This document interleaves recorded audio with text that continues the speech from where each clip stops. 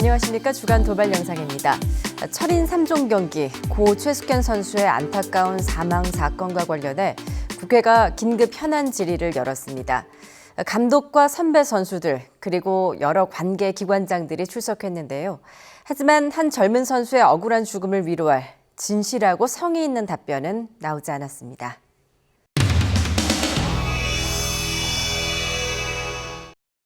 팀 닥터, 술에 취해 제 뺨을 수차례 손바닥으로 가격을 가했습니다. 대량의 음주를 한 뒤 여러 사람을 구타하고 너한테 어떻게 해줬는데 이러시면서 뺨을 2차례 때렸다가 갑자기 또 웃으시면서 볼에 뽀뽀 하셨다가 또 네가 나한테 해준 게 얼마인데.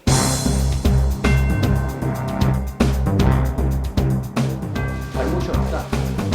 어떤 의원들로 하여금 선입관과 이 사전 결론을 최숙현 선수가 6번을 이렇게 했을 때 이 인지 시점이 언제였습니까? 예, 유감스럽게도 보도를 보고 제가 알았습니다. 대한체육회장님은 여기 보고했을 것으로 알고 있습니다. 아니 본인이 했냐고 물어본 거 누가 보고했느냐고. 저는 보고를 안 회장님 하셨냐고 물어보는 거잖아요 지금. 저는 보고를 하지 않았습니다. 그 왜 안 하셔요? 가해자가 될 수 있었던 분한테만 사실관계를 확인하고 이건 폭행 사건이 없을 수도 있으니까 넘어가자 이렇게. 넘어가자는 아니었고요. 이 경찰 고소가 정식으로 이루어지면은 그때 협조할 것으로 생각하고 있었습니다. 이후 사무실 내부에서도 그러니까 핵심 가해자로 지목되는 분에 대해서 조사가 이루어졌습니까? 안 이루어졌습니까? 현재 지금 하고 있습니다. 그러니까 조사를 했어요, 안 했어요? 예정입니다. 아직 안. 아직은 아니고 진행 예정 중입니다. 아직도 안 했죠. 그러니까 어떤 가혹 행위가 이루어졌는지에 대해서 5일이 지나도록 대통령 지시가 5일 전에 떨어졌는데도 조사가 이루어지지 않았다.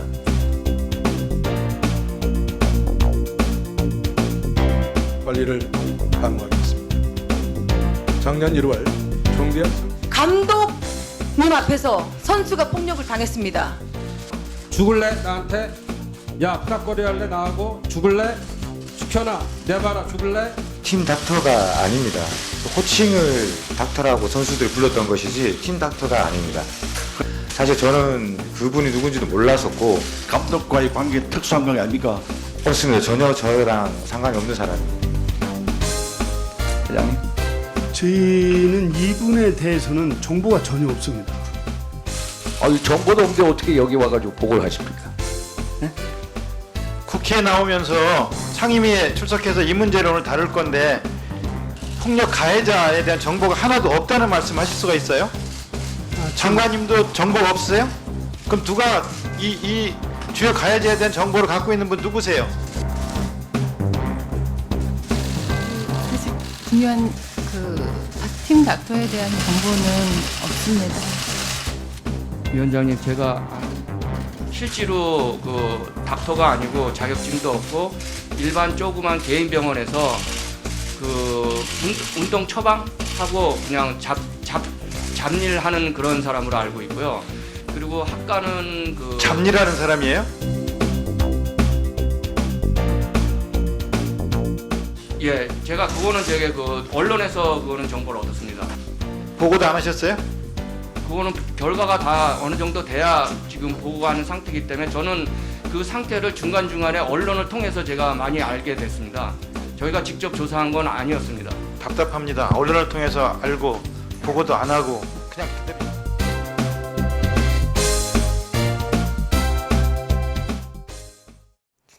부동산 정책을 둘러싸고 정부와 여당을 향한 민심이 예사롭지 않습니다. 특히 더불어민주당 의원들을 향한 눈살이 따가운데요. 총선을 앞두고 집을 하나만 남기고 팔겠다고 서약을 했지만 아직 약속을 지킨 의원이 거의 없기 때문입니다. 의원들의 서약은 지켜질 수 있을까요?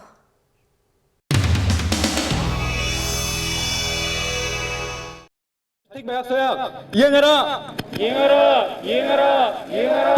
그 기자회견이 주택처분 서약 불이행 규탄이기 때문에 다주택자 비중이 여전히 23%에 이르는 것으로 나타났습니다. 현 김태년 원내대표는 주택매각 권고는 이인영 원내대표 시절에 이루어진 것이기 때문에 본인들이 파악할 수 없다는 답변을 했습니다.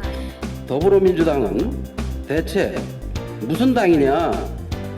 부동산 투기 조장당, 미래통합당은 부동산 투기 방조당.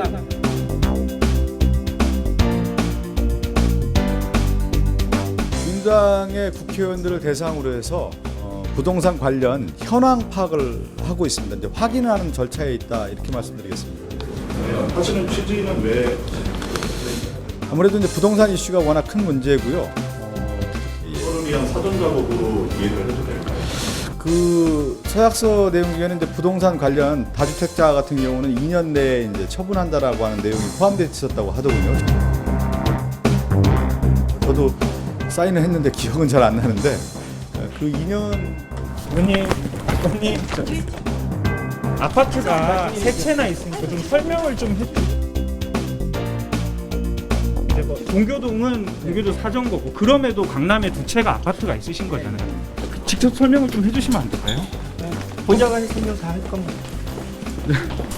매각하실 의사는 있으신 거죠? 두 채 중에 한 채를. 예. 그 중에서 뭐 언제쯤 매각하실 생각이신 거예요? 곧 할 겁니다. 곧 할 거라고요? 저기 뭐냐 경실련에서 발표한 다주택자 투기 지역 및 투기 구역이고 다주택자 주택이 두 채 있으시더라고요. 투기 지역에 어떻게 하실 생각이신지? 그거는 일시적 2주택이에요. 그래서 조만간 처분할 겁니다. 당연히 처분해야죠. 그게 투기가 아닌 건 1가구 2주택 일시적인 거주라고 그래 그러고. 그러니까 언제까지 파실지 좀 뭐게 로드맵 같은 게 없을까요? 로드맵은 우리가 전번에 약속을 했잖아요. 들어올 때. 그러니까 2년 내에 판다고 했는데 최대한 빨리 팔 거예요. 오케이. 그리고 그걸 떠나서 20-30년 주택 하나 보유하다가 갈아타잖아요. 그러면 거기는 양도소득세가 거의 없어. 그렇죠. 잠실 걸 파시겠다는 거예요? 그걸 팔아야지 당연히. 언제까지? 양도세 면제를 받아야 되니까. 당연히 그건 팔아야지. 그걸 안 팔면 손해지. 언제까지 파죠?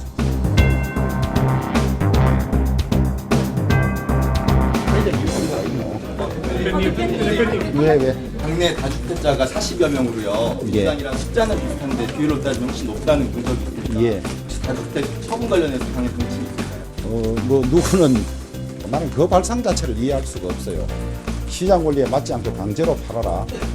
저는 아주 반헌법적인 발상이라고 생각하고 정책은 작동 안 되는데 너 이 집 팔아 이 무능을 스스로 자인하는 거죠. 그리고 헌법상 그런 정책과도 반한다고 봅니다. 일각에서 통합당이 그 정도에 무슨 청문회 받는 것 같아요.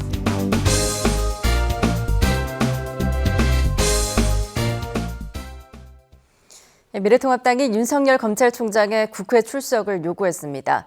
최근 법무부 장관과 검찰총장의 갈등 상황에 대한 입장을 직접 듣기 위해서라고 하는데요. 윤석열 구하기에 적극적으로 나선 미래통합당. 적의 적은 우리 편이라는 공식이 성립되기 때문일까요?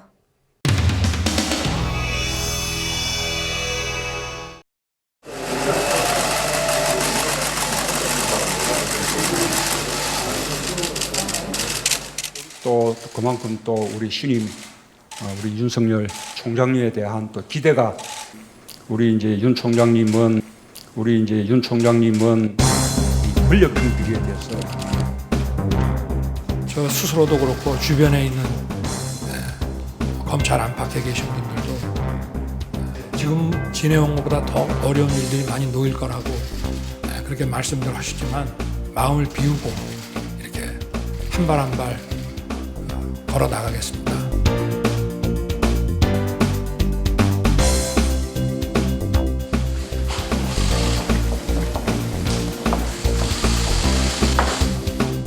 이례적인 법무부 장관과 검찰총장의 갈등에 대해 결자 해지 차원에서 윤석열 검찰총장을 법사위에 불러 입장을 직접 들어보고 시시비비를 따져보는 것이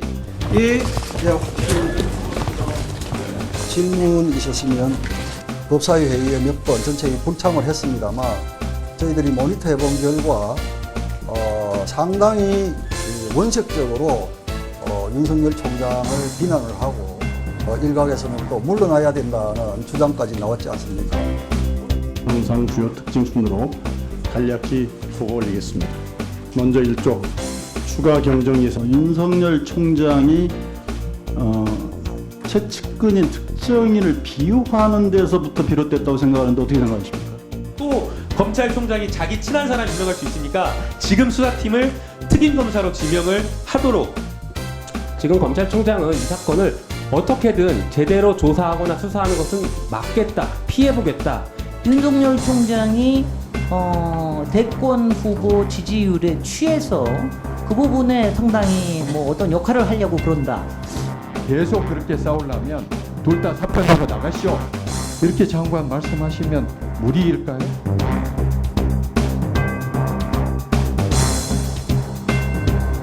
과연 윤석열 총장이 물러나야 하는 것인지 아니면 윤석열 총장이 정당했던 것인지 추미애 장관이 정당했던 것인지 저희들이 국민들께 보이자는 겁니다.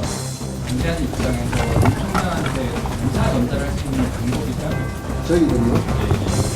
저희들은 여러분께서 기사를 쓰면 검찰 쪽에서는 기사를 보고 국회 상황을 인지를 하겠죠. 저희들이 따로 뭐 연락하거나 하는 것은 없습니다. 거기다가 한 가지 더 말씀드립니다. 직전까지 옵티머스 자금이 흘러간 의혹을 받고 있는 코스닥 상장 회사의 살아있는 권력을 수사했다는 이유로 임기가 보장된 우리 검찰총장을 왜 찍어내려 합니까? 검찰 무력화 시도에 대해서 명백하게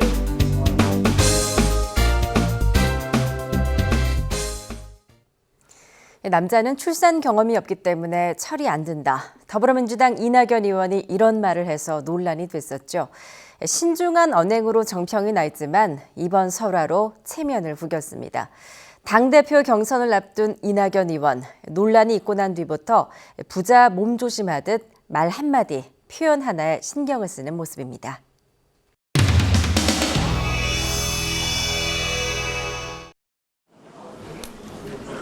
이쪽. 이 정도는 아닌데. 이 정도 아닌데. 펼쳐.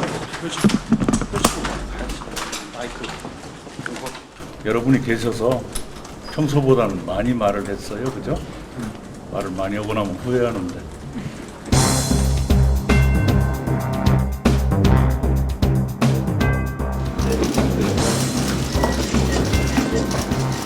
중국의 중산층 산물이 갖고 있는 로망 중에 하나는 서울의 강남에서 산후조리를 받는 것입니다. 인생에서 가장 크고 감동적인 변화는 이것도 이낙연의 학설입니다. 소녀가 엄마로 변하는 그 순간입니다. 남자들은 그런 걸 경험하지 못하기 때문에 나이를 먹어도 철이 안 듭니다. 대접받으면서 배려받으면서 그 변화를 겪고 싶다. 이건 뭐 지극히 당연한 욕구라고 생각합니다. 특히 북한에 대한 의료 지원 그리고 서울평양 대표부로의 격상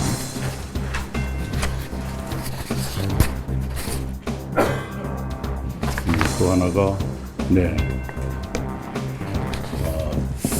미국의 현 상황, 볼튼 대통령 볼튼 회고록이 진실의 그동안의 3개월 동안 효율적이지 않은 것 같았어요. 기자들을 위해서도 그렇고 저를 위해서도 항상 뭔가 설명이 끊기잖아요. 그럴 바에야 걸어가면서 하는 것은 앞으로 중지하고 차라리 앉아서 하자. 아까 대충 제가 여러분이 계셔서 평소보다는 많이 말을 했어요. 그죠? 말을 많이 하고 나면 후회하는데. 아까 끝나고 나서 일본과 협력이 좀 필요할 것 같다 이런 말씀하셨는데 지금 조금 어려운 상황이잖아요. 어떻게 풀어나가야 된다는 생각이 드시죠?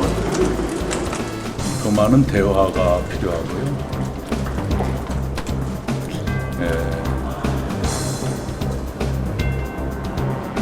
이 한일 관계가 이렇게까지 악화된 근저에는 우리 문재인 대통령에 대한 일본의 과장되고 왜곡된 선입견 같은 것이 있어요. 그걸 바로잡을 필요가 있습니다. 그렇게만 해도 신뢰를 회복하는 데 많은 도움이 될 겁니다. 그거 하는 데는 대화가 필요하죠. 과장되고 내놓고 성립되는 어떤 문제가? 그건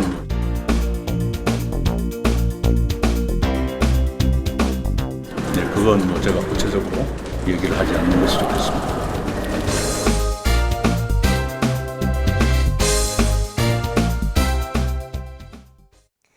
성착취물 사이트의 운영자 손정우 씨에 대해 법원이 미국 인도 불허 결정을 내리면서 비난 여론이 식을 줄 모르고 있습니다.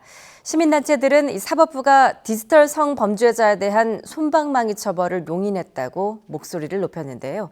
법원의 결정으로 구치소에서 나온 손 씨, 취재진을 향해 연신 죄송하다며 허리를 숙입니다. 손 씨의 사과는 누구를 향한 것이었을까요?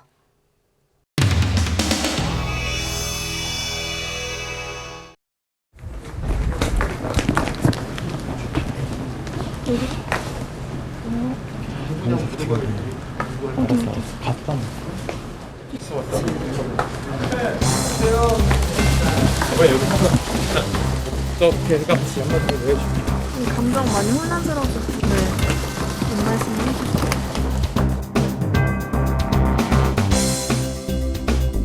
아드님에게는 이제 다시 만날 기회가 있으신 거잖아요. 거기서 어떤 말씀 해주고 싶으세요? 디지털 범죄가 이루어진 것은 얘가 이제 다른 컴퓨터만 갖고서 계속 자라왔다 보니까 앞으로는 컴퓨터 활용을 하지 못하게. 법원에서는 청구를 이제 부각하고 이제 보내지 않겠다고 한 게 우리나라에서 좀 처벌을 받고 또 다른 사람들을 처벌받게 하기 위해서 협조하라는 취지였잖아요.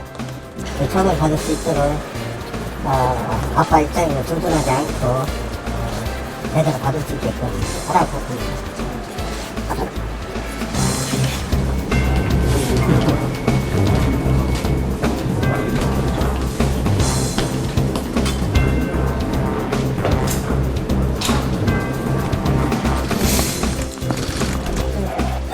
재판장님께서 너무 현명한 판단을 해주셔서 너무 고맙게 생각합니다. 결정에 대해서 심사숙고 재판장님한테 고맙다고 생각합니다. 7월 6일 사망한 사법 정의를 애도하는 사법 장례식을 시작하겠습니다.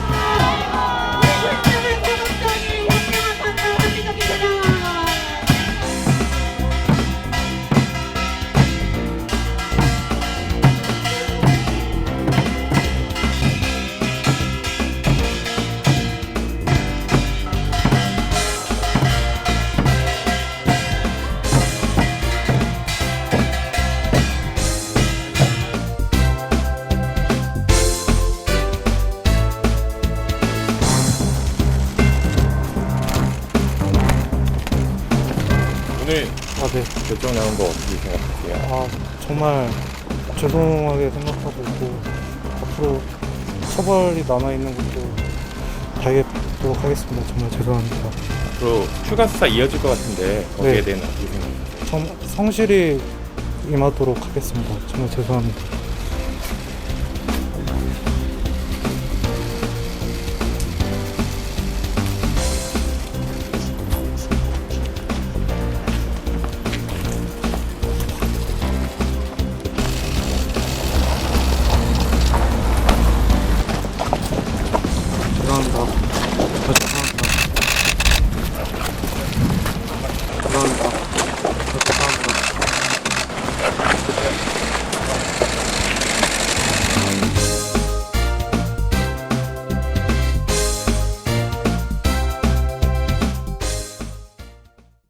주간 돌발 영상을 마치겠습니다. 저희는 다음 주 이 시간에 찾아뵙겠습니다. 고맙습니다.